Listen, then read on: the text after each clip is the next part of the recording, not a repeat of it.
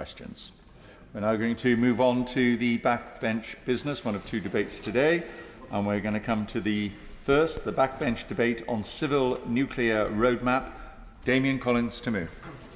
Thank you, Mr. Deputy Speaker. I beg to move and to thank the Backbench Business Committee for allowing time for this debate on this very important subject.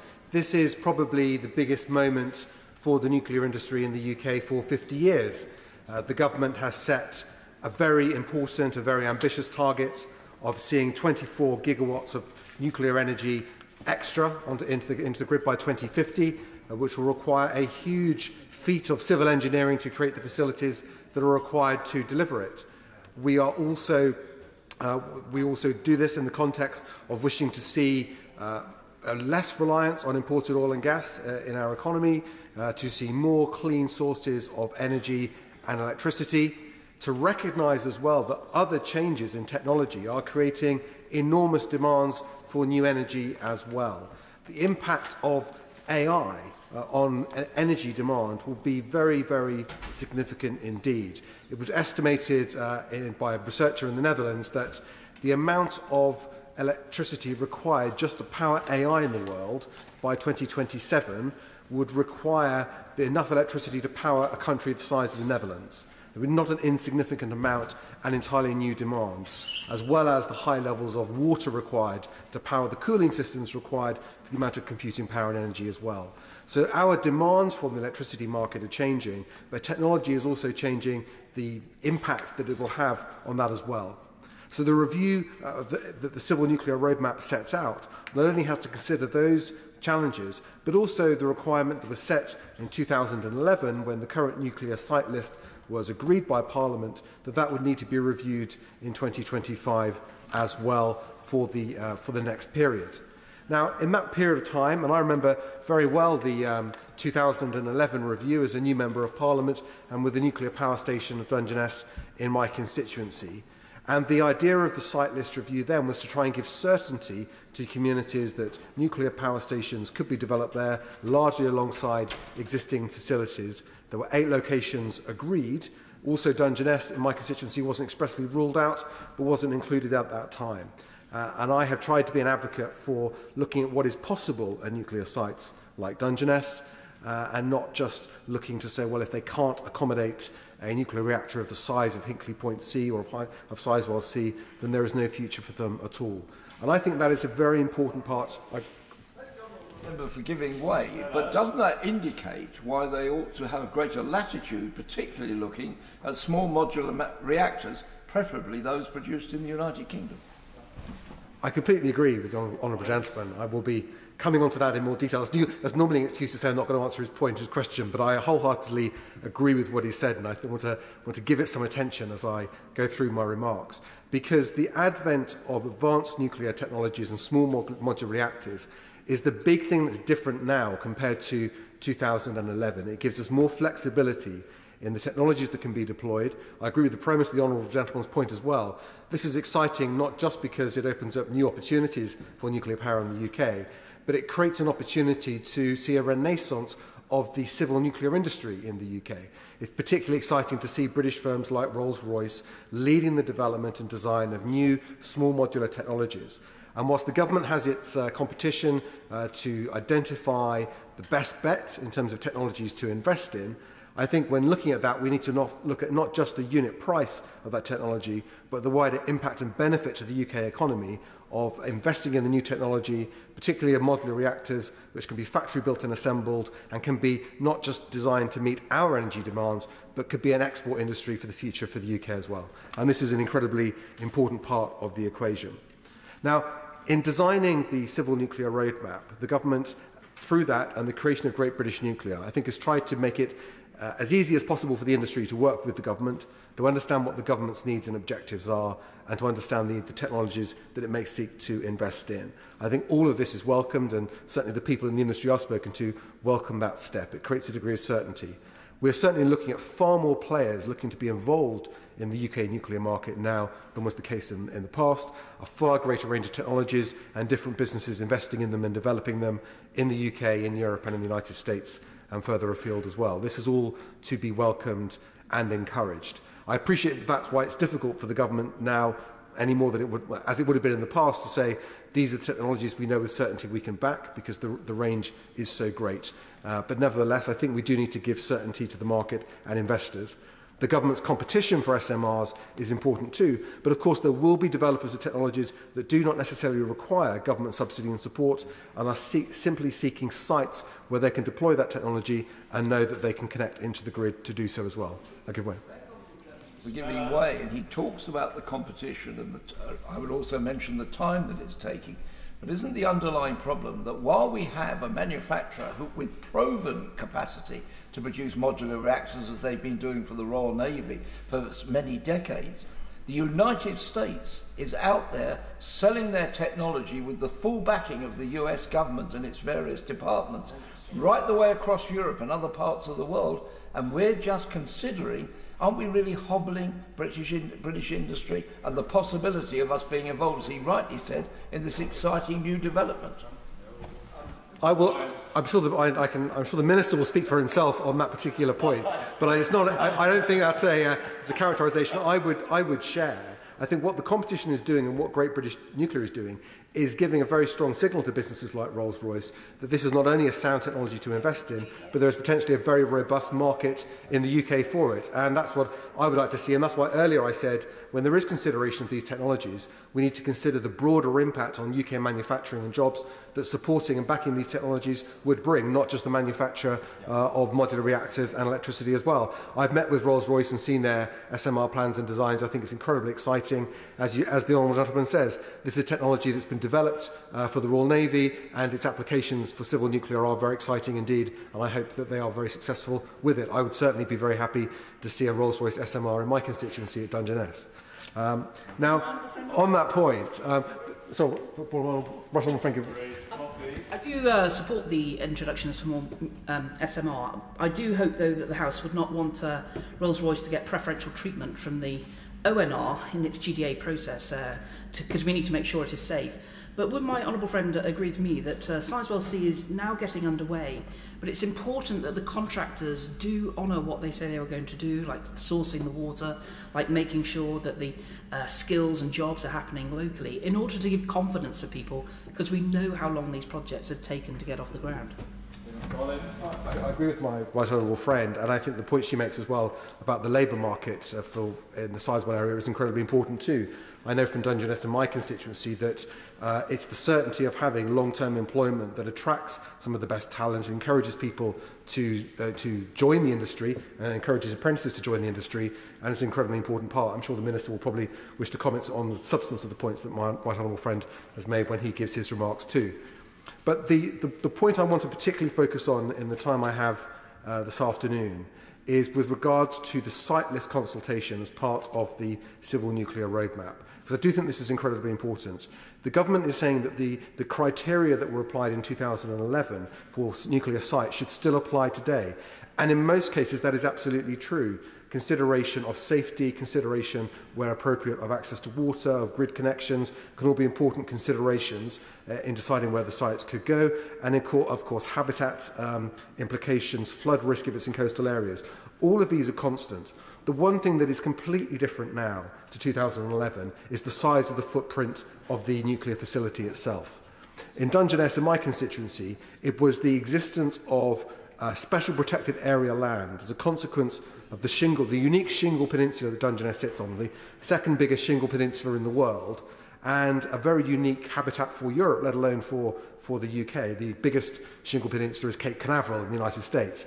And therefore it does have very high levels of protection. The protections are there for areas of the shingle banks that have never been disturbed. But there are plenty of areas around the existing nuclear site which are in effect a brownfield site where that disturbance has taken place, and therefore I believe are not part of the SPA, and future development will be possible. I give way.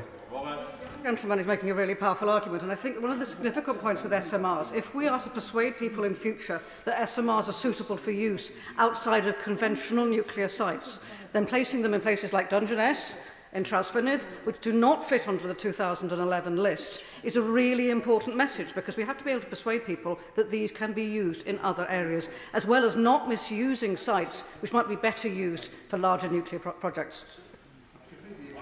completely agree with what the Honourable Lady has said. And that's why I think the request I would make of the government in considering the consultation responses to the Civil Nuclear Roadmap, and the reason I was keen to have this debate now is it's during the period of the government's consultation, so members can have their own view as well. Which is, whilst I can see that it would not be easy for Great British Nuclear, nor desirable for them to give technology by technology recommendations for every nuclear site in the country, what there should be is a recognition of footprint size. That there are sites, like the sites in our constituencies, which the Honourable Lady has mentioned, like Dungeness, where smaller facilities could easily be built. They could be built on land that has been decommissioned from old power stations that are in advanced decommissioning. At Dungeness, it could be on land that was used as the building work site for the building of the existing Dungeness B station. It could even be in the land that's currently the car park for the existing nuclear stations, where SMRs could be fitted. And I think giving the market some certainty that buildings of a certain size that can sit within the footprint of the existing nuclear site on land that doesn't have the highest levels of habitat protection are possible. And at the moment that is not envisaged. Really what the consultation envisages is that every site that's on the list has to be able to do everything. Because if there's no distinguishing feature between different sorts of technology, we're not distinguishing between a single SMR unit and something as big as Hinkley Point C. And clearly there has to be some relaxation there. Otherwise, other sites that aren't currently on the list, aren't currently part of the 8 locations on the existing list, will not be included on the new list.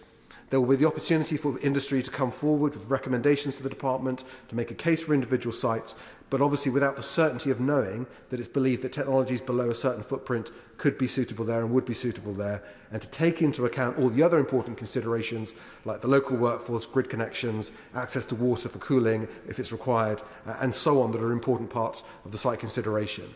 I think it would be much better if out of this consultation on the Civil Nuclear Roadmap, we were able to give certainty of these certain types of technologies that are possible on some of these smaller sites as well, so that developers and businesses coming forward with those technologies would know they could look in confidence on some of these smaller sites. And I think that would make a huge difference to a site like Dungeness, which otherwise, it ticks every box in terms of being suitable for new nuclear, in that it is on the grid, it has grid connections, it has a domestic labour market, it has very strong support from the local community to back that industry. It is almost always the case that it is existing nuclear sites which are the most supportive of investment in new nuclear, because people are already familiar with the industry and they recognise the important number of jobs that it brings forward. So in conclusion, I would just say to the Minister once more, I think if that's the area where if he could say something this afternoon, that would be much appreciated. But certainly in the Government's response to the consultation,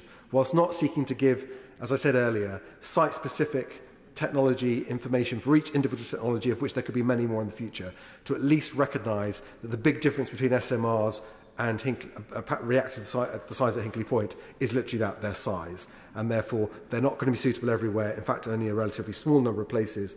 But other technologies will be suitable on a wider base. And I think if the government is to meet its target, it's going to have to do it by allowing sites that aren't currently being deployed to be suitable and allowed and supported for SMRs. So we should give the industry as much backing as possible in making that investment. The question is as on the order paper. Alan Brown. Mr Deputy Speaker, I commend the Honourable Member for Folkestone and Hythe for bringing forward this debate. It might not surprise him that I'm going to come at it from a different angle, so I'm going to provide the opposition in this debate, as it were. Mr Deputy Speaker, from my point of view, this should actually be called the nuclear roadmap fantasy, because even taking away my party's objection to new nuclear power, all evidence and understanding of the development or non-development of nuclear power in the UK over the past decade points to the fact that this won't happen. An honourable member that brought forward the debate rightly pointed out how the 2011 plan has just never came to fruition. So it's quite obvious that nuclear ambitions haven't happened to date in the past 13 years. Now, it seems to me every pro-nuclear enthusiast also ignores the fairly recent market failure whereby Hitachi walked away from Wilfa and Albury, Toshiba walked away from Moorside. And so instead of, in the past, there was supposed to be intended competition for the construction of all these new nuclear sites that were coming forward, EDF and China General Nuclear remained the only show in town. And right now, EDF is still the only show in town, as it were, willing to build large-scale nuclear. And that means it's a blank cheque that EDF has got when they're round the negotiating table, because there's nowhere else for the government to go. But also, what it does at the moment, in terms of large-scale nuclear and ambitions, ignores the fact that as a concept, the EPR design has also been a failure, with every single EPR project across the world being over budget, late and having technical difficulties. Finland's Olacuto 3 was 15 years late. Flamanville in France is currently 12 years late and 4 times its original budget. Taishan in China was at one point held up as an exemplar in terms of delivery when it was commissioned, but it's actually been plagued with issues with safety concerns due to rod damage, and actually has been offline as much as it's been online since it was supposedly commissioned. But, Mr Deputy Speaker, we're told lessons have been learned in all the problems, all the other EPR projects, and these lessons that were learned would be put into place in Hinckley, and Hinckley would be much more efficiently delivered. So let's look at Hinckley Point C. An estimate of £18 billion in 2016 has now just recently been updated to an estimate of £48 billion in today's prices by EDF. So a mere overspend of £30 billion. Instead of generating power in 2025, it will now be as late as 2031. And as costs have continued to spiral, the government attitude remains that it doesn't really matter in terms of taxpayer, because all the risk sits with EDF. But in the round, China General Nuclear, who is a partner in the project, they've already reached the cap in terms of the money and capital they're willing to put in the project, so clearly EDF is now having to find a lot more borrowing than anticipated. So it beggars belief, frankly, that the Minister and the Government claim not to be speaking to EDF about this, especially when just last week the Chief Executive of EDF, Ramon, stated, "We're confident that we can find a pathway with British authorities on Hinckley Point C and Sizewell." So when will the Government admit that Hinckley Point C is going to need some sort of bailout to allow it to get to completion? Or is it the intention to throw more money at Sizewell so that offsets Hinckley's financial black hole for EDF? So the Government also need to come clean as why they put the contractual payment cut-off dates for Hinckley back 6 years. Does the Government know there's potential further bad news going forward for Hinckley? So the lessons learned haven't worked out for Hinckley, Mr Deputy Speaker. But now we're told Hinckley's been a good learning project, and Sizewell C will be different and help be delivered efficiently, learning from the lessons delivery of Hinckley. So again, this is head-in-the-hand stuff. The last government estimate for Sizewell C was £20 billion. We now know Hinckley's going to cost nearly £50 billion. It's quite clear Sizewell C will cost £50 billion. A lot more capital than the government has actually intimated they're required to raise. So no wonder pension funds have been running a mile from investing in Sizewell C. I'll give very briefly. Yeah. To the Honourable Gentleman giving way. It's not a straightforward comparison, that. I think Sizewell C is still in line with its 2015 prices. It is fairly standard to try and pick one parameter, but I do agree with him. I am concerned as the local MP for Sizewell C that there has been significant delays at Hinckley, and it would be useful, I appreciate the SNP does not approve of nuclear power at all, but to understand why he thinks why he's concerned that the government will have to bail out Hinckley C when that's clearly not the situation, and I'd be interested to explore why he thinks that is the case. Well, I thank you for that intervention. I mean, I quoted the Chief Executive of EDF, who says he hopes to find a pathway with the British authorities. So that suggests EDF want to be talking about getting more money. And there is a reality. If there's a £30 billion overspend, EDF have to recover that money somewhere. And if they can actually afford to deliver the project without getting a bailout, and then in line with the 35-year contract they've got for selling of electricity, that in itself shows a strike rate that was originally agreed, and an £18 billion estimate for construction was way too high if they've been able to swallow that level of overspend, because the original £18 billion was supposed to cover contingencies as well. So something doesn't stack up when there's such an overspend and such a delay, because obviously the delay means it's even longer before they actually start getting payment for the project. So something just isn't quite right. We need to get a better understanding of that.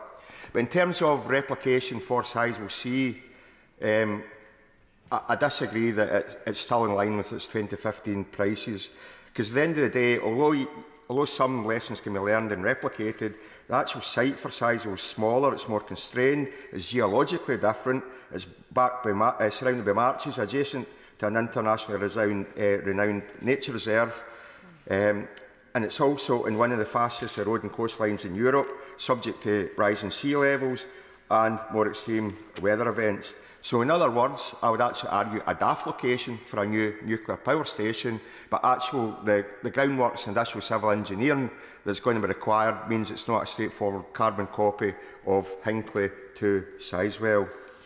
So we really do need to know what is the official estimate for Saville C. Taxpayers deserve some transparency, given especially the government's already allocated £2.5 billion of taxpayers' money to EDF just for the development of the project, just to get to the stage of final investment decision. So it seems to me enough money has already been ploughed into this, and yet there's still a lot of uncertainty. And then, Mr Deputy Speaker, if we look at the wider programme delivery considerations for these large-scale nuclear sites, Hythe is going to have taken 15 years to complete if it completes by 2031. So looking at that, and even if we're optimistic about Saville C and Saville C will be delivered much quicker, that's still going to take at least 10 years. So it could be between 2035 and 2040 before Saville C is delivered. So these timescales alone show the folly of relying on nuclear for decarbonisation, the folly of planning for nuclear to deliver 25% of generation output capacity by 2050, as set out in the roadmap. And it also shows the folly of the roadmap stating a delivery target of 3 to 7 gigawatts every 5 years. It's a fantasy target, as is unfortunately 24 gigawatt overall.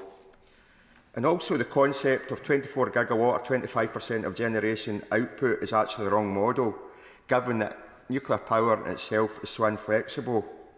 With such a large nuclear output, what that actually means is at times there will be even greater levels of constraint payments paid for renewable energy companies to turn off their turbines, because you'd have such a large output of nuclear on the grid. So large-scale nuclear cannot deliver the intended 5-year targets, so how will it be met?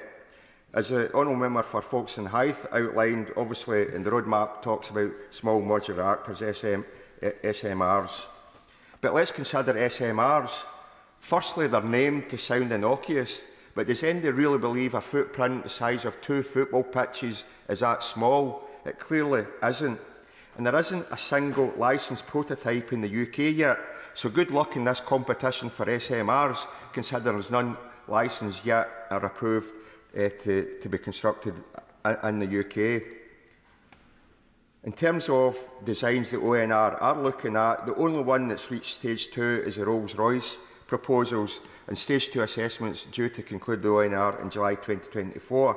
But stage 3 timescales have still to be confirmed. So the reality is in the UK, SMRs are really just a glint in the eye at the moment, and there's absolutely no understanding or any certainty in terms of timescales, even if they do come to fruition.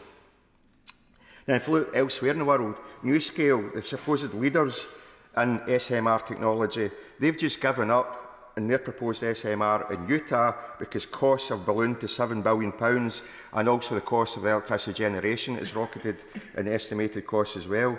But yet, here in the UK, the roadmap tells us that the UK will pioneer new nuclear and will pioneer SMRs and will lead the way. But it just doesn't make sense. But also the government estimates for SMRs are £2 billion ago. That makes no sense given the cost of the project in Utah. NewScale have gave up. And I see the chair of the Environmental Audit Committee is in his place, and I welcome the questions he's put to government. I think the government really needs to consider that closely, and I look forward to the government response on that. Now, the roadmap also outlines 2 possible funding models, CFD and Regulated Asset Base, or RAB. So why does it outline 2 funding models? Because at £92.50 per megawatt-hour strike rate over 35 years, Hinckley was way more expensive than renewable energy at circa £40 to £50 per megawatt-hour for just a 15-year concession period. And indeed, when we're debating the regulated asset-based funding model and the legislation for that, the government told us that the CFD model doesn't work for nuclear and it's too expensive, and switching to RAB would save £40 to £80 billion over the lifetime of a nuclear project. So if that's the case, why is there still two funding models listed in the roadmap? Is it because they're now concerned about RAB, because RAB transfers too much risk to the bill payer? Is it the government's concerned they get a repeat of what happened in South Carolina, where under a regulated asset-based model, the company abandoned the construction of the nuclear power station, and the ratepayers there are left paying for a station that was never completed? What's to stop that happening with Sizewell? Another issue with the roadmap is it does outline the need for a geological disposal facility, a GDF, but there's no actual plans in place that shows how that's going to actually be identified, constructed and paid for. So what is the cost of the estimated GDF? What size of facility does it need to be? Will it be one facility? Will it be more, depending on how many nuclear power stations are built? And worryingly, the roadmap also talks about the fact we just do interim storage in the meantime. It also shows there's still no solution in place for how to dispose of nuclear radioactive waste other than burying it for hundreds of years. Now, the existing decommissioning legacy is estimated at £124 billion. So why do we want to create another generation of nuclear waste for future generations to have to deal with the cost? And clearly, future decommissioning always remains a risk that it's the government that needs to pick up the tab, no matter what companies sign up to at the outset. And lastly, on the premise of nuclear, we're told nuclear is required because of its reliability and for the fact we need nuclear when the wind doesn't blow and the sun doesn't shine. But over the last 12 years, each nuclear reactor is offline for roughly a quarter of the year, 25% a year. So dependability of nuclear is not a given. Indeed, at the moment, Heysham and Hartlepool power stations are offline and have been offline since December. So that's 2 out of 3 of the existing fleet are actually offline in England. And before Hinkley comes online, 7 of what was the 8 original nuclear stations just a few years ago will have went offline. So that in itself shows if we can operate with such a depletion of the existing nuclear fleet before Hinkley comes online, then I would suggest that undermines the argument that we need nuclear to supply that baseload, because clearly the government doesn't think the lights are going to go out when the rest of these nuclear stations are decommissioned before Hinkley comes online. So it seems to me the roadmap is all false aspiration, not enough substance, and it flies in the face of the reality of what we know about the operation of nuclear in the past few years and how the market really sits at the moment. Thank you, Deputy Speaker. And I'm grateful to the Honourable Member for Kilmarnock and Loudoun for referring to the letter that the Environmental Audit Committee has just sent under my name to the Secretary of State.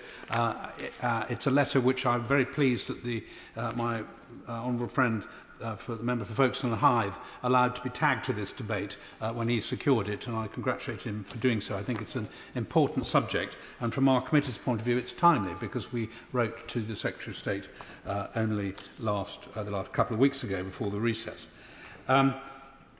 While members of my committee, which is a very diverse committee with a complete range of opinion on this subject, some of whom have very strong reservations about the whole role and scope for nuclear energy in the UK, I would like to start by placing on record my personal support for nuclear energy and the SMR programme, which was the subject of our letter and will be the subject of my remarks today. It is an important contributor on the path to net zero, not just to contribute to base load, but also to contribute to the significant increase in electricity generation that's going to be required if we manage to decarbonise our economy, as is supported across this House. But in contrast to the party opposite, and I look forward to listening to the opposition spokesman's response to this debate, but that the energy policy of the Labour Party is in complete disarray.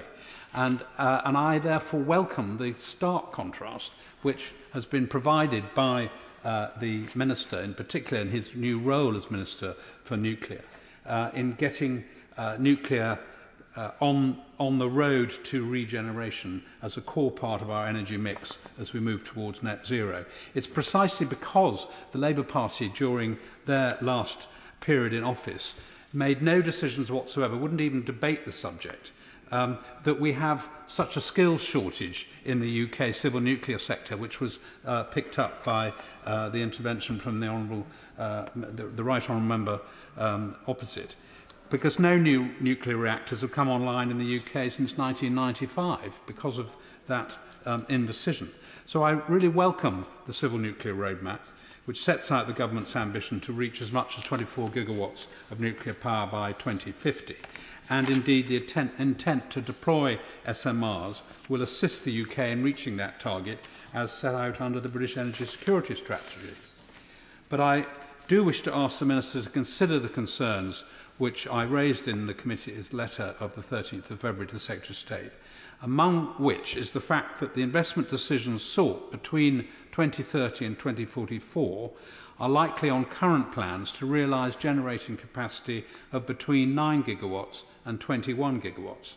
And the Minister, who's very good at maths, will recognise that this is quite a range, 12 gigawatts, or half of the government's 24 gigawatt upper target for nuclear capacity by 2050. Great British Nuclear told our committee that the government's target of producing up to 24 gigawatts of nuclear power was not sufficient to give industry confidence about the scale of investment that would be required, and suggested that a specific programme should be required to facilitate industry confidence.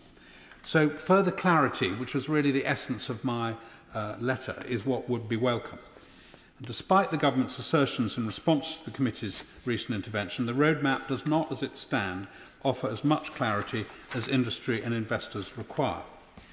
Given the increasing international interest and competition to invest in building nuclear energy capacity, we need to recognise that the UK market for creating this additional capacity cannot be considered in isolation.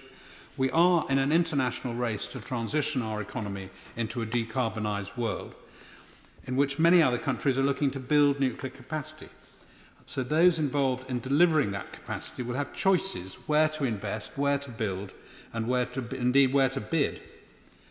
A key role for government in achieving the objective of introducing SMR nuclear energy is to provide as much clarity as possible in the process for decision-making, the timescale to which they are working, and the manner of the procurement process, including funding and contracting models. I'd also like to urge my honourable friend, the Minister, to make as much the clear expectation from government as possible in gigawatt rollout, so that the contribution SMRs are expected to make to electricity generation mix in the UK by 2035 is made available to industry to give them the confidence to invest in the programme to the extent that the government would like, and according to the timetable that the government has indicated in the roadmap. I assume that ministers are as convinced as I am about the future role of baseload generation in supplying electricity to the grid, alongside the power to be provided by renewables, and I'm sure the Minister will need no further invitation to set this out in response to this debate. On current estimates, it seems unlikely that SMR deployment will be contributing generating capacity to the grid until 2035, which is the date by when the government expects the GB electricity grid to have been decarbonised, with both Hinckley and Sizewell likely to be operational in the early 2030s. Quite how the party opposite believe they can decarbonise the grid a full 5 years ahead of this by 2030, against all consensus of prevailing expert advice, is a matter for them, but it seems wholly fanciful and frankly misleading to the British public. So what will the additional generating capacity to be delivered through an SMR fleet provide? There are strong suggestions in the roadmap and its supporting papers that a fleet of SMRs based on advanced nuclear technologies will have applications beyond power generation. But until those technologies are proven to be viable for deployment in SMRs, with the benefits that a modular approach to construction is expected to provide, which were very well highlighted by my honourable friend in introducing this debate, they remain some way off investability. Not only is nuclear, and I believe the SMR approach to deployment, a crucial component of reaching net zero, but there are significant economic benefits to the UK if we are a leader in deployment of this technology, including the large potential export market for SMR units. The UK is in an advanced position among Western countries with regards to our SMR programme, and this has the potential to facilitate a nascent export market and deliver new skilled jobs across the UK. Along with my right honourable friend, the member for Newmarket, in 2015, when I was Minister for Defence Equipment, Science and Technology and had responsibility for the defence nuclear procurement, I was proud to launch the coalition government's then programme for sustaining the UK's nuclear skills. The competitive advantage that we have in this field is potentially huge if properly resourced and incentivised. All of this, however, requires the government to flesh out the roadmap in ways which further demonstrate a long-term commitment to the UK's nuclear future and to learn from the issues in procuring gigawatt-scale nuclear when developing its strategy to deliver nuclear through SMRs. Simon Bowie, who I commend for his clear leadership of Great British Nuclear, explained to our committee that between 1 and 4 SMR designs are to be selected for government contracts, with at least one SMR project to be taken to final investment decision by 2029. But on this issue of timetable, I was disappointed that the roadmap removed reference to the clear clarity of timeline for conclusion of the current design competition, signalling the government may push back awarding contracts to winners of the SMR design competition beyond summer 2024 as originally intended. And I very much hope that the Minister can use this opportunity to clarify when he expects to announce the outcome, and hopefully that will be prior to the summer recess. As any of us who've held responsibility for procurement in government will know, time is a constant pressure. So I encourage the Minister to do all he can while in post to put in place the right processes early so that deadlines do not slip. Our committee has said that in the interests of parliamentary and public confidence, both in the expenditure of public money and the timely delivery of expected benefits, the SMR programme should be fully subject to a value for money audit by the National Audit Office, provided that this in itself does not add delay to the delivery. I recognise that pressure to streamline planning and regulatory processes, but the committee thought it vital in this matter that robust governance and safety arrangements are maintained. Mr Deputy Speaker, this is not an area where ministers will want to cut corners. While I'm on my feet, I'd just like to ask the Minister to comment in his closing remarks on media reports which highlighted that Great British Nuclear is in discussion with EDF to purchase a part of the existing nuclear site at Hythe as a likely location for one of the first SMR facilities. My honourable friend, the member for Morecambe and Lounsdale, a neighbour of the Deputy Speaker's, in whose constituency Hythe sits, cannot be here for this debate. But he has told me that this site in his constituency has grid and rail connections, a supportive community, and clearly a very highly skilled workforce, the largest of any generating site in the UK at present. And this could support the operation of any future nuclear development at Hythe. In order to help accelerate deployment once the successful designs have been selected, and again as was called for by other speakers in this debate already, could the Minister confirm whether Great British Nuclear could make a start to preparing one or more sites for the eventual successful bidders once the government has announced which sites they've designated for initial deployment? Finally, Mr Deputy Speaker, the fact that every nuclear power plant started life under a Conservative government really does demonstrate the willingness on this side of the House to make important decisions for the long-term future of this country. I welcome the government's plans, representing the biggest expansion in nuclear power, I would say, for 70 years. My honourable friend who introduced the debate said 50, which will lead to a quadrupling of nuclear capacity by 2050. The UK can once again become a leading nation in providing civil nuclear energy, and this government can take credit for taking the key decisions to bring this about. It would be great to expedite those decisions as soon as possible. Liz Saville-Roberts. Diolch yn fawr iawn, Prylefarydd. And we've already had mention of the significance of net zero here. I would just touch upon, of course, we know that the demand for electricity is going to increase exponentially alongside that.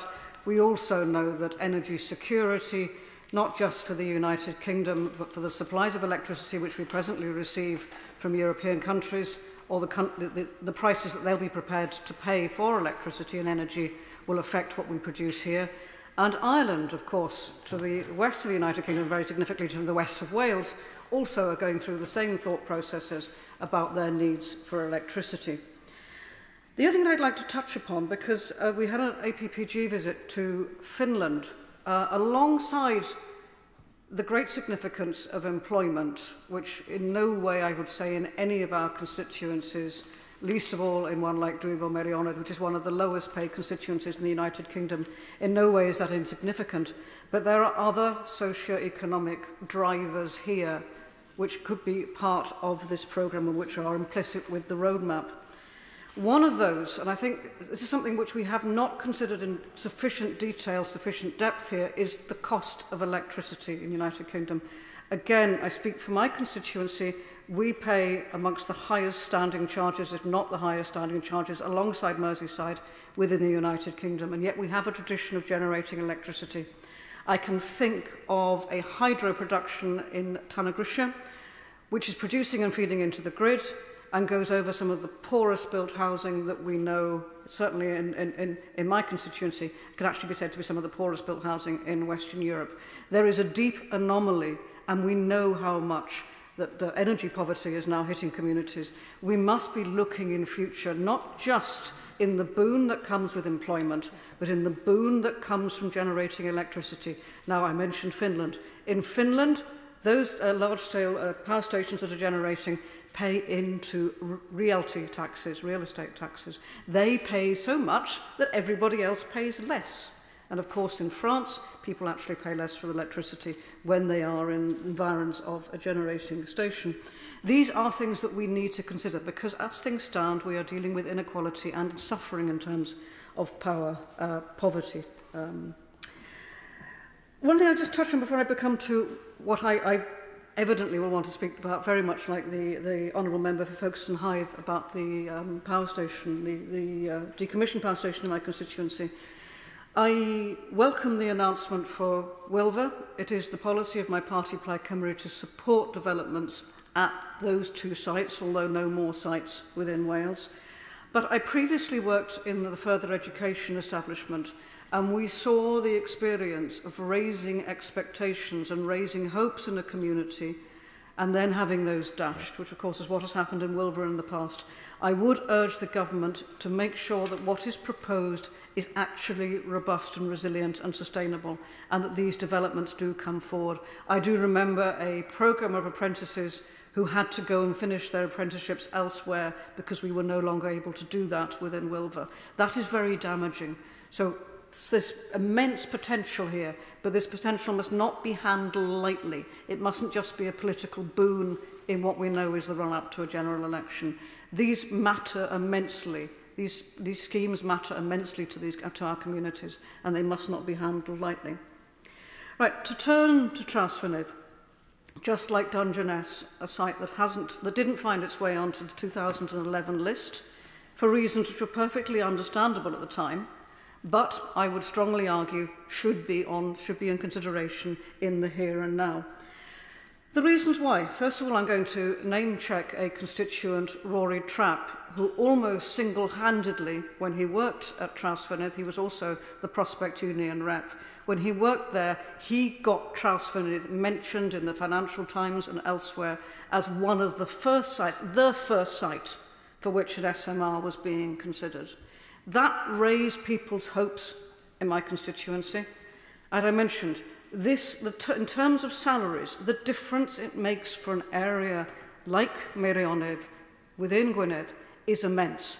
And of course, this has been part of the North Wales Ambitions for Growth deal as well. There has been public money allocated to Trawsfynydd, which there is now a question mark hanging over.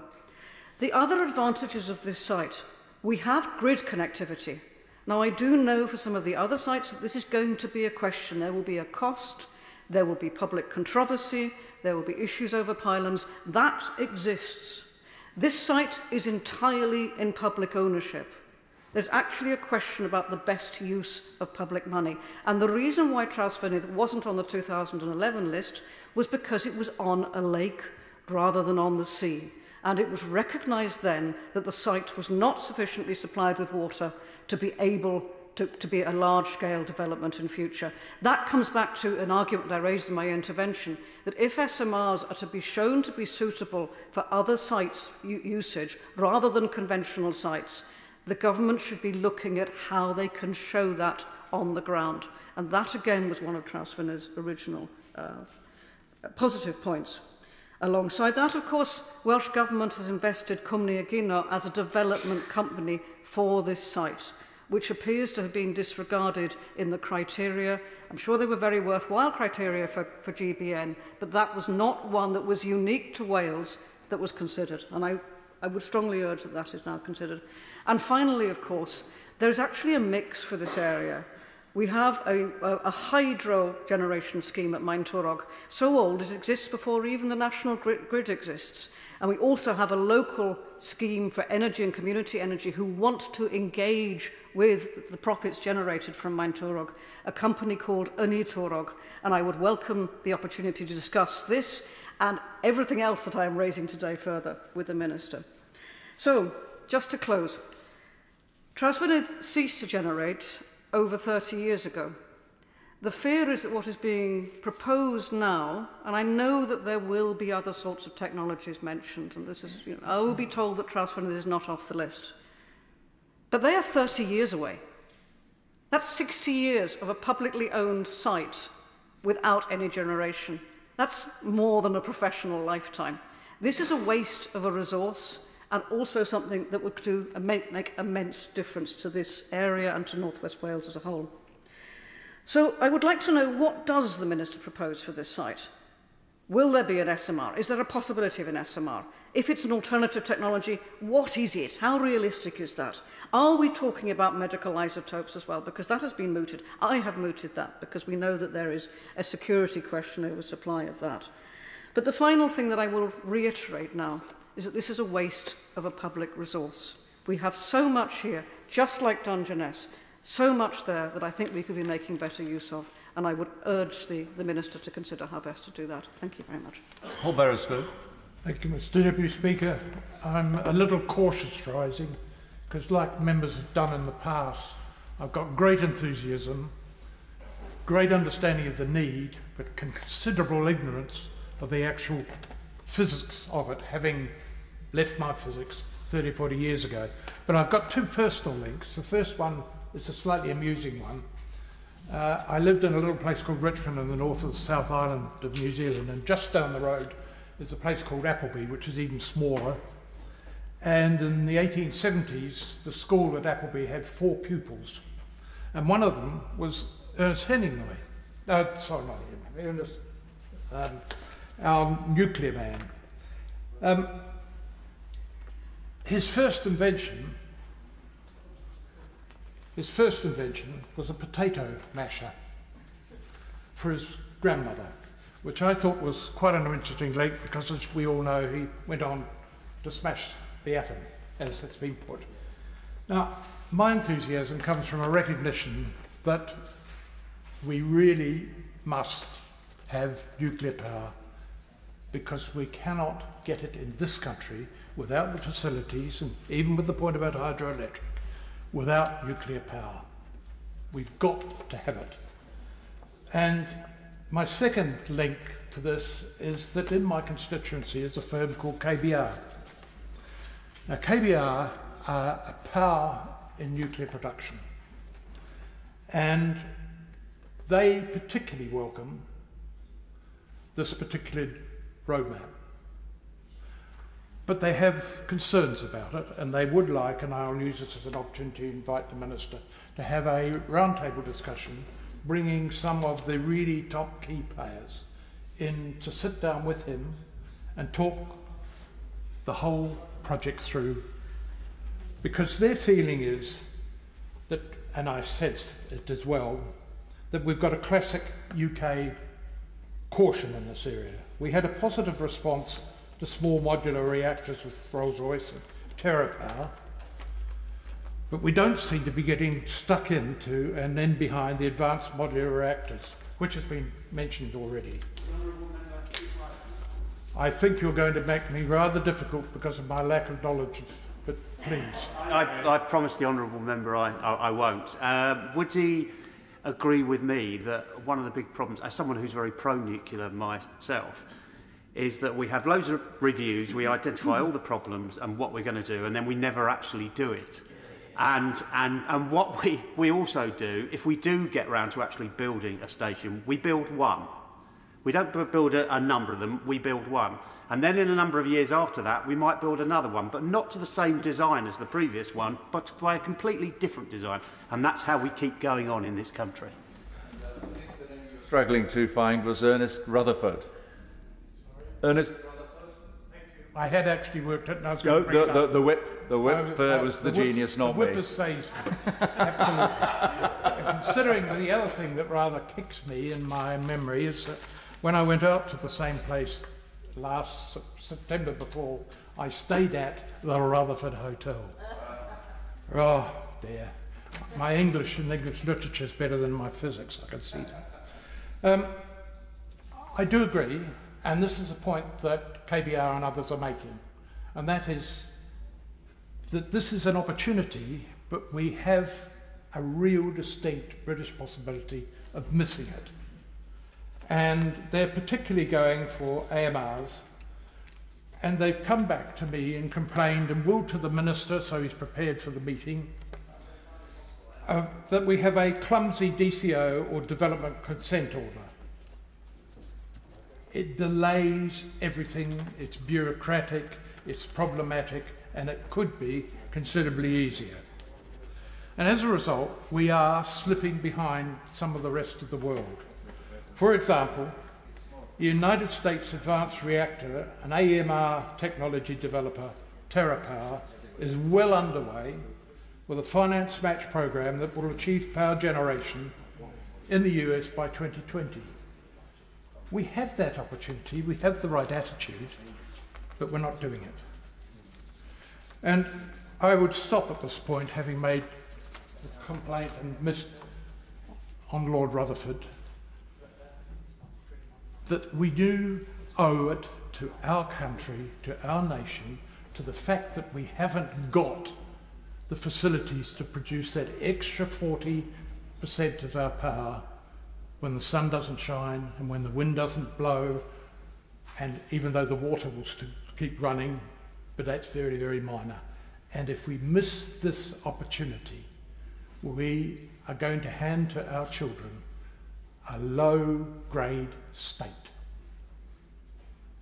And while I'm welcoming the roadmap, it's not enough, it's not fast enough, it's not got the funding in it, but it has got the cooperation of the industry, and they will bring their money bags with them. So I invite the Minister to come along and talk to some of these key people on a short round-the-table discussion, and Lord Rutherford will be there in the walls behind it. Just to remember as we go into the wind-ups, there is a second debate, and we'd like to get onto it as quickly as we possibly can to give them as much opportunity to discuss their issue. And don't forget 2 minutes at the end for Philip Dunne as well. Hannah Bardell.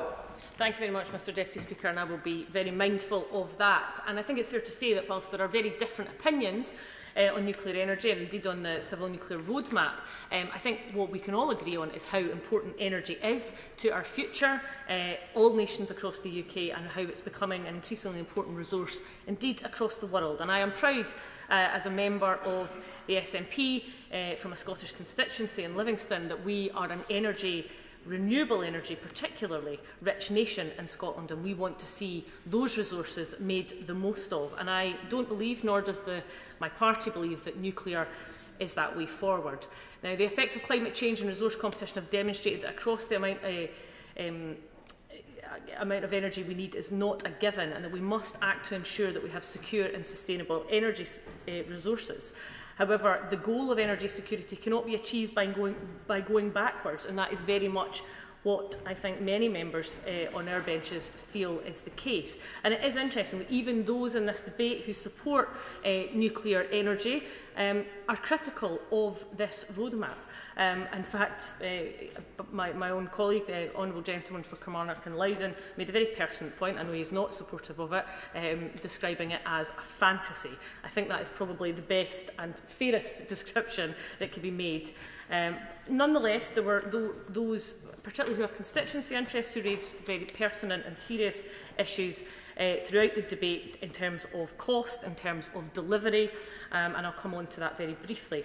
The cost of nuclear energy, as we have heard, is staggering. The numbers we've heard in this debate are almost inconceivable, Mr Deputy Speaker. £35 billion for Hinkley Point C, including the £2.3 billion budget increase this year alone. Sizewell C's budget is an eye-watering approximation of £20 billion. For some context, the UK Government is going to spend only £1 billion to increase the availability of hospital beds in NHS in England, and only 4.1 on England's new childcare plan. That puts it in stark contrast. And every single project run by EDF, company commissioned to build Hinkley Point C and Sizewell C, has run over budget between 6 and 14 years behind schedule. That is not value for money, Mr Deputy Speaker, at a time when we are facing a cost of energy and a cost of living crisis.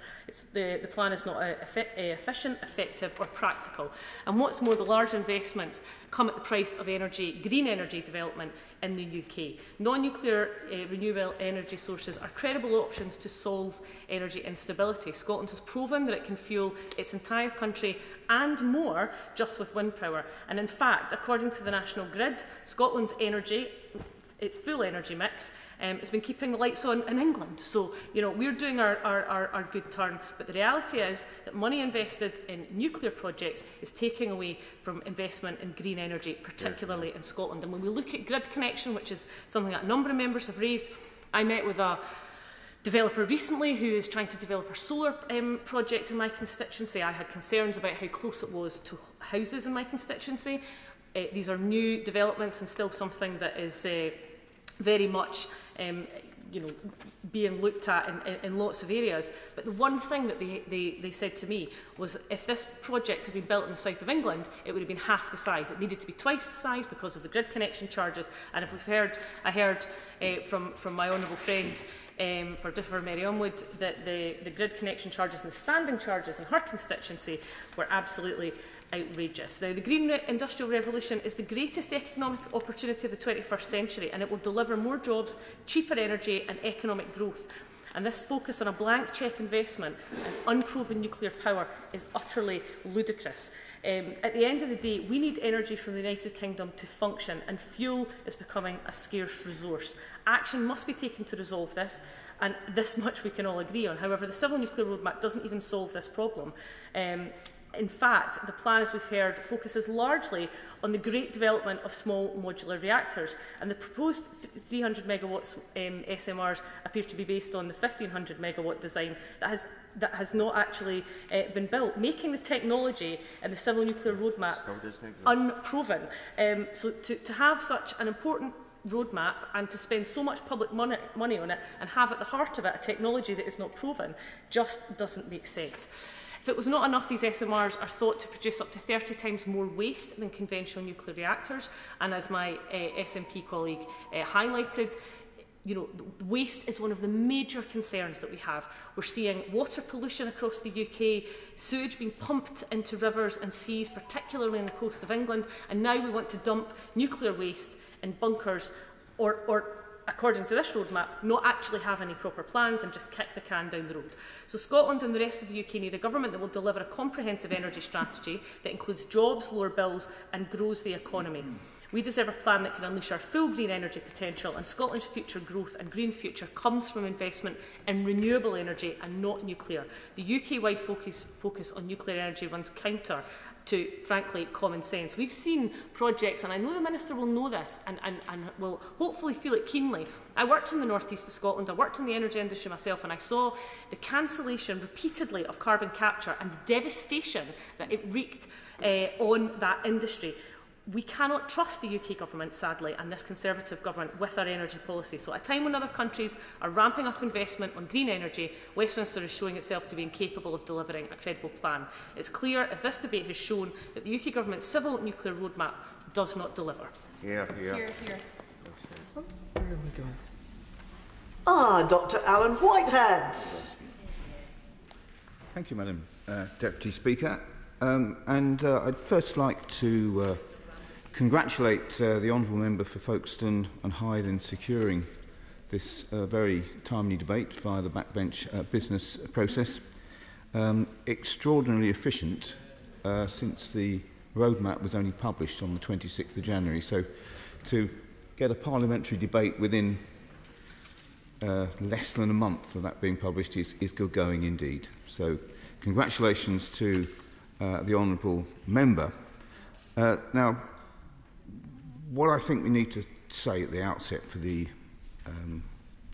elimination of any doubt is that the opposition considers that nuclear will play a significant role in our low-carbon economy for the future, and we therefore support its development over a future period. But the question that has been raised this afternoon very substantially is what that development is going to consist of, how it is going to be organised, what the sites that may or may not be available for its development might consist of, and a number of other issues relating to that.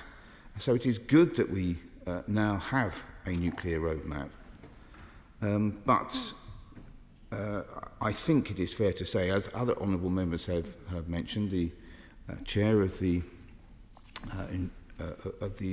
Environment Committee, and indeed the honourable member for Folkestone and Hythe, have drawn attention to a number of those issues within the overall headline in the nuclear roadmap, that there should be a 24 gigawatt target for nuclear development out to 2050. Now, I would say, by the way, that contrary to the suggestion that actually the last Labour government had done nothing on nuclear, 2009 was an NPS, nuclear NPS, which actually set out the sites that should be made available for new nuclear, had started the process of discussion with those developers relating to those sites. And the problem is that since then, yes, there was a revised EN6 NPS statement, but not a single electron of nuclear power in that period between 29 and the present has actually appeared. So we're talking about a target for the future in the context of some very serious delays in what has happened as far as nuclear is concerned so far. So yes, we do need to talk about that target, what the energy mix is going to consist of for the future, but we also need to talk about whether these things are actually going to materialise in the way that has been envisaged, and how we can actually overcome the very substantial delays that seem to be baked in to the process of nuclear development at the moment. It's not clear whether that target is going to be largely filled by gigawatt-sized plants or SMRs and AMRs. And it's not clear, indeed, what consideration should or will be given to the mix of nuclear, as it will sit in what will be a very different power mix than hitherto. What planning will be undertaken to ensure that such a mix will be optimal as far as the need to have power systems that can act compatibly with other forms of power coming forward. Now, the roadmap commits to one at least gigawatt power station in addition to those that are underway at the moment. But of course we have heard this afternoon that substantial delays in existing large nuclear plants are the order of the day at the moment. Hinkley is now 10 years delayed.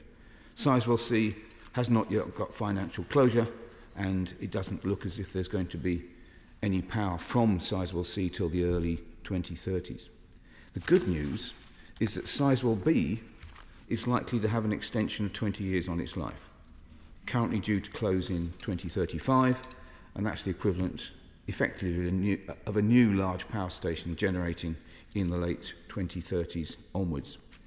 But I ought to point out that so far, government has put £2.5 billion into Sizewell C, and not a stone has been laid on another yet.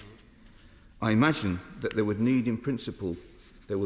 a need in principle for similar sums to be laid before future gigawatt nuclear power plants, if that is indeed what the government envisages for its 24 gigawatt strategy in the main.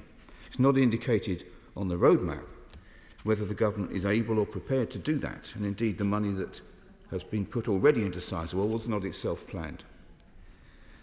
On the other hand, whilst we're having a competition to determine what support, if any, should be given to the winner of the competition for SMR developments, an agreement in principle has been reached to build 4 SMRs on Teesside at no cost to the public purse, concerning the American company Westinghouse and a company called Community Nuclear Energy.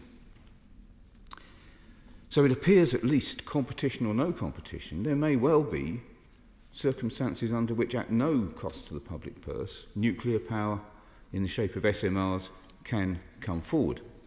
And that's another reason, by the way, that the competition needs to go ahead as quickly as possible to get what we are doing in the UK as up to speed as possible with what people are doing elsewhere in the world. But what the agreement that has been reached in Teesside lacks at the moment, of course, is clear routes forward about sites. And this, of course, is a proper subject for another delayed action, which I've mentioned in the roadmap, and that is the updating of the strategic planning statements concerning nuclear. The last such statement, EN6, was published and adopted, a revised EN6 was published and adopted eventually in 2011, identified, as the 2009 document had, a number of specific sites for gigawatt power stations, and it does run, however, only till 2025. Indeed, a number of those sites were initially earmarked for nuclear plants, but the consortia advancing them withdrew. But we are now in a different age. The priority now, surely, is to identify sites, or at least put in place very clear conditions under which SMRs in particular might go ahead. And I see from the roadmap that this is what appears to be the intention for the development of an updated EN7, that it will establish clear criteria for such sites.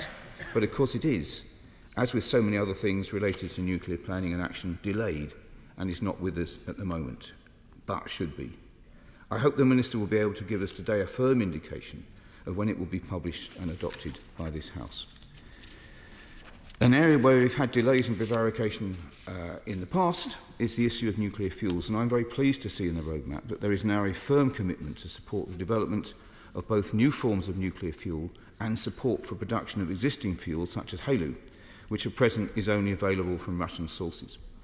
Securing those fuel developments for Springfield nuclear fuels and establishing the funding that will make it work is an important piece of work underway early in the path of the roadmap, and I see that the Minister has already laid a revised designation for Springfield in respect of enabling new nuclear conversion, new uranium conversion facilities to be developed. And all that's a good piece of work by the Minister, and he should be applauded for that. But on the subject of delays, one of the most egregious delay that has been is the absence of any progress now over the identification and establishment of a nuclear repository. We can read in the words of the roadmap that, and I quote, "A process is well underway to identify a suitable site in which to develop a geological disposal facility that has suitable geology and support of the local community." Words which vary in content very little from the original white paper in 2008 that stated that such a process was to get underway. Will the Honourable Member give way? Thank you for giving way. I've been to Finland and I've seen their waste repository. It's not rocket science. It's not that difficult. And we have put this off for years and years and years. And it needs, because this is something that's always used against the industry. There's no answer to the waste, apparently. Well, there is an answer, and actually it's quite straightforward. We just need to make that decision. My honourable friend has more or less written the rest of my speech for me this afternoon. He's quite right. It's not rocket science, it's nuclear science. And it's pretty straightforward, essentially. And that's what the White Paper, by the way, under a previous Labour government, actually said in 2008, that the process should get underway very rapidly for a particular community consent, and a geological disposal facility should follow shortly after. Nothing has happened since then. But it's vital, as we contemplate the kind of programme that we are now envisaging for nuclear, and indeed the decommissioning of all but one of our current nuclear fleet, that a storage facility really is got underway. I think we need rather more in the roadmap than the sparse words that there are in it right now, or at least a renewed specific path for a disposal facility to be published. I would be interested to hear from the Minister as to whether he is positively inclined towards this idea, and whether indeed he appreciates the urgency now of making progress with a secure geological disposal facility. Minister, Mr. Andrew Bowie. Thank you very much, Madam Deputy Speaker, and it's a pleasure to see you in the chair this afternoon. I commend my honourable friend, the member for Folkestone and Hythe, in securing what is a very important debate this afternoon, and indeed the speed at which he was able to secure the debate, given it was only a month and a half ago that I was standing at this dispatch box publishing the nuclear roadmap. He is absolutely right to seize the opportunity presented in the civil nuclear roadmap, and I commend him for his consistent efforts on this agenda and indeed championing his constituency.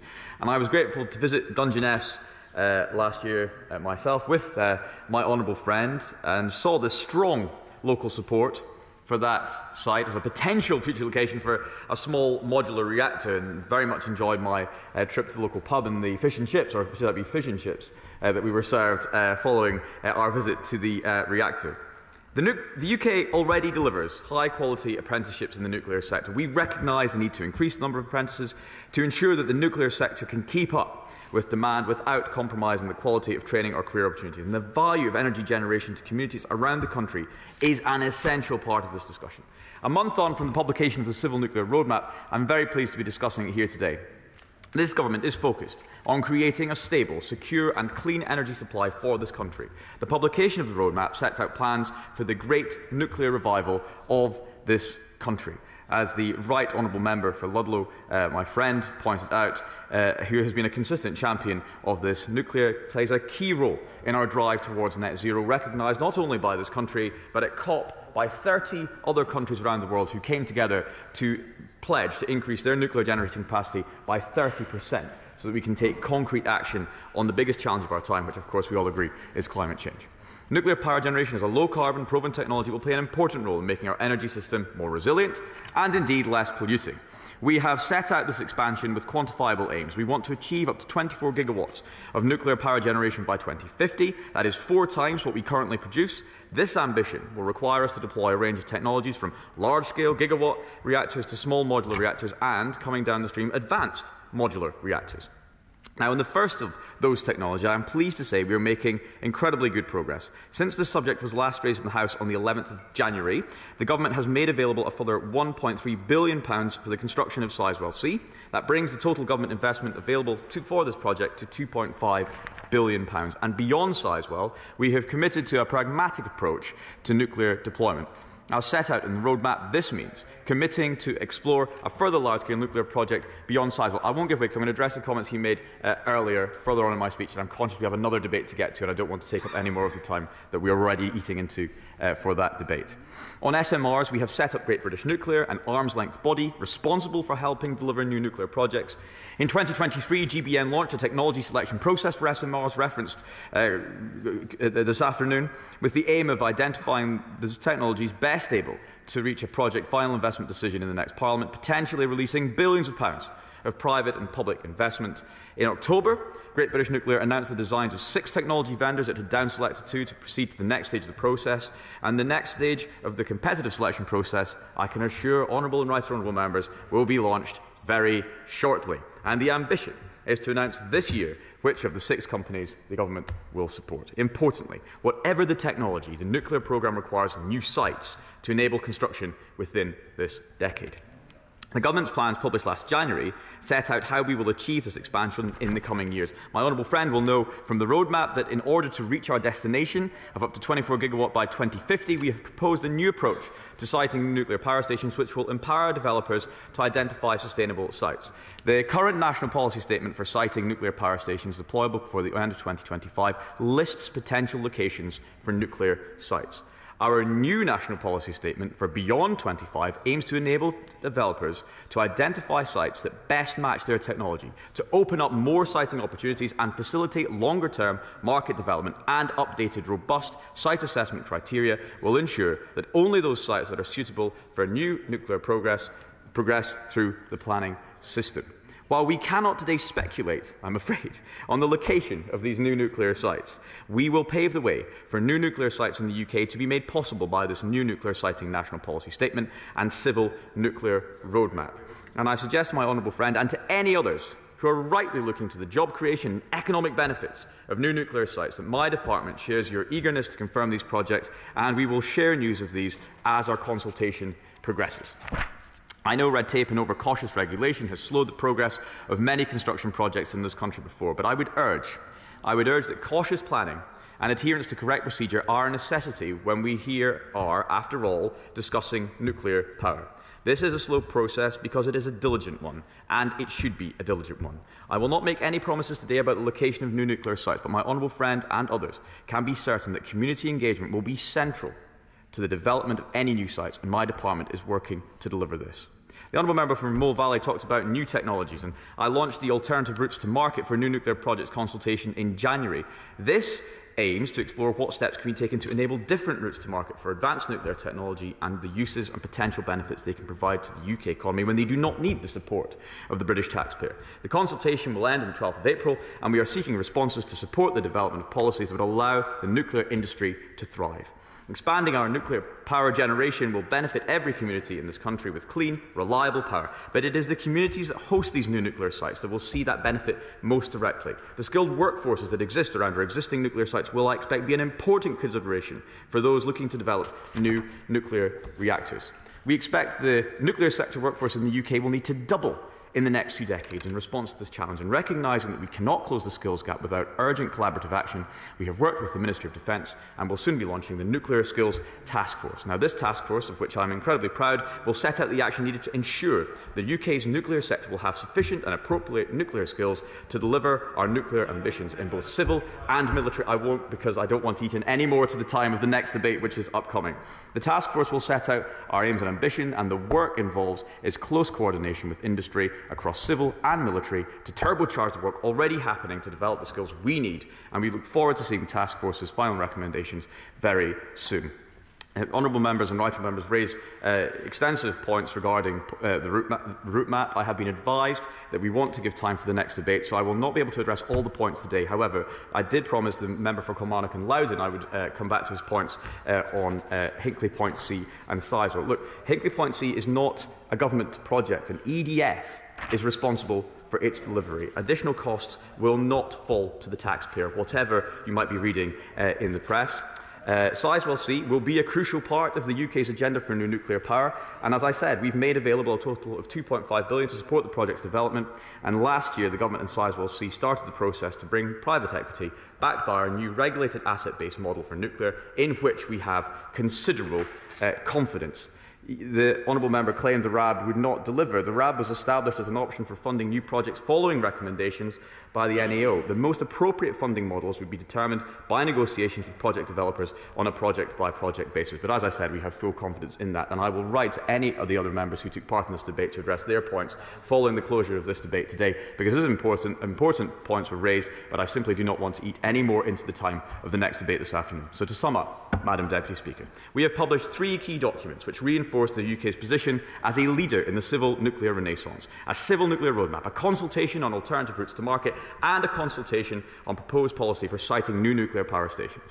The UK needs to increase the resilience of its energy supply whilst reducing its emissions, and for that reason, nuclear power is a source of real optimism. The continued work of my department and Great British Nuclear will ensure that the UK has a world-leading nuclear power industry, and I am very glad to work with my honourable friend as we turn this plan into a reality. Damian Collins. Thank you, Madam Deputy Speaker. I'm very grateful to the Minister for what he has said, and also, as he alluded to in his remarks, for visiting both Dungeness Power Station and the Pilot Inn at Dungeness as well. Both were welcome visits for the local community. I'd like to thank all the members who spoke in this debate, in particular my right honourable friend, the chair of the Select Committee. And would just say this in closing, that probably the range of issues where myself and the honourable lady, the member for Dwyfor and Meirionnydd, are in lockstep is probably not numerous, but this is certainly one of them, where we would say, what we would recognise is that, as the government does, as the ministers have said at the dispatch box, as is in the roadmap document itself, that to achieve the government's aims, it needs more nuclear sites than it currently has in the planning framework. Those nuclear sites are probably going to be other nuclear sites, sites where there is already nuclear technology, which have got the connections, which for whatever reason were not suitable on the 2011 list, but will be in the future. And I think what will be helpful moving forward is if the government is saying, we know we need extra sites, is to give some idea as to where they might be. Thank you. The question is, as on the order papers, where does that opinion say aye? Of the contrary, no. I think the ayes have it. The ayes have it. And so we now proceed to the next debate,